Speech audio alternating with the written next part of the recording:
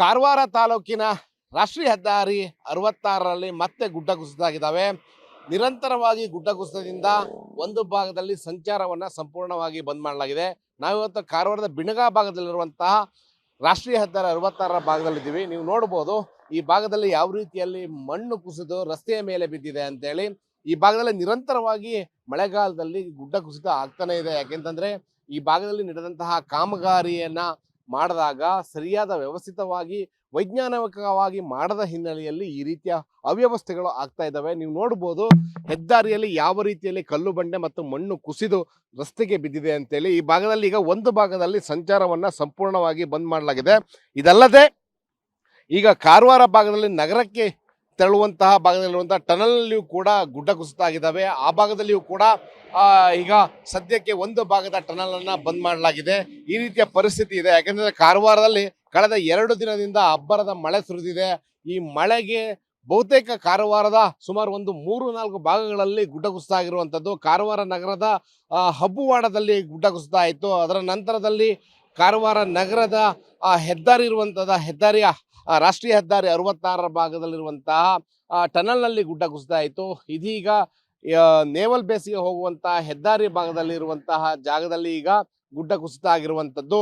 ಹಿಂದೆ ಭೂವಿಜ್ಞಾನಿಗಳು ಈ ಭಾಗದಲ್ಲಿ ಮಳೆ ಬಂದರೆ ಹೆಚ್ಚಿನ ಒಂದು ಗುಡ್ಡ ಕುಸಿತ ಆಗ್ತದೆ ಅನ್ನುವಂತಹ ಸೂಚನೆ ನೀಡಿದ್ರು.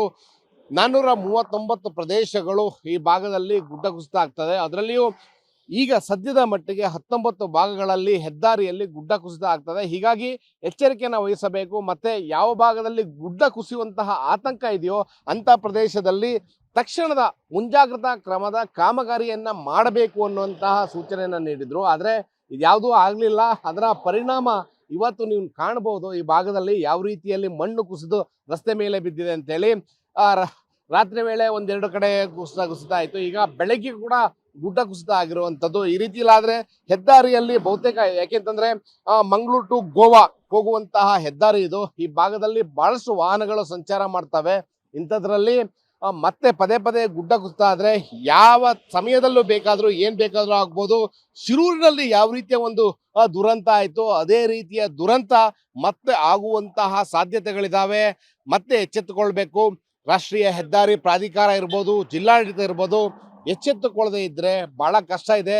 ಸದ್ಯಕ್ಕೆ ಒಂದು ಭಾಗದಲ್ಲಿ ಸಂಚಾರವನ್ನೇನೋ ಬಂದ್ ಮಾಡಿದ್ದಾರೆ.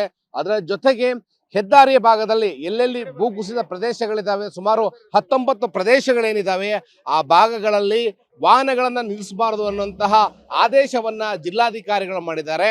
ಈ ಹಿನ್ನೆಲೆಯಲ್ಲಿ ನೀವು ನೋಡಬಹುದು ಸದ್ಯಕ್ಕೆ ಈ ಭಾಗದಲ್ಲಿ ಮಳೆ ಅಬ್ಬರಕ್ಕೆ ಹೆಚ್ಚಿನ ಗುಡ್ಡ ಕುಸಿತ ಆಗುವಂತಹ ಸಾಧ್ಯತೆಗಳಿದ್ದಾವೆ. ಇವೆಲ್ಲದರ ಹೊರತುಪಡಿಸಿದ್ರೆ ಉತ್ತರ ಕನ್ನಡ ಜಿಲ್ಲೆಯಲ್ಲಿ ಮತ್ತೆ ಹೆಚ್ಚಿನ ಮಳೆಯಾಗುವ ಸೂಚನೆಯನ್ನ ಹವಾಮಾನ ಇಲಾಖೆ ನೀಡಿರುವಂತದ್ದು. ಹೀಗಾಗಿ ಹೆದ್ದಾರಿಯಲ್ಲಿ ಸಂಚರಿಸುವಂತಹ ಜನ ಎಚ್ಚೆತ್ತು ಸಂಚಾರವನ್ನ ಮಾಡಬೇಕಾಗ್ತದೆ. ಕ್ಯಾಮರಾಮನ್ ಸುರೇಂದ್ರ ಜೊತೆ ನವೀನ್ ಸಾಗರ್, ಪಬ್ಲಿಕ್ ಟಿವಿ, ಕಾರವಾರ.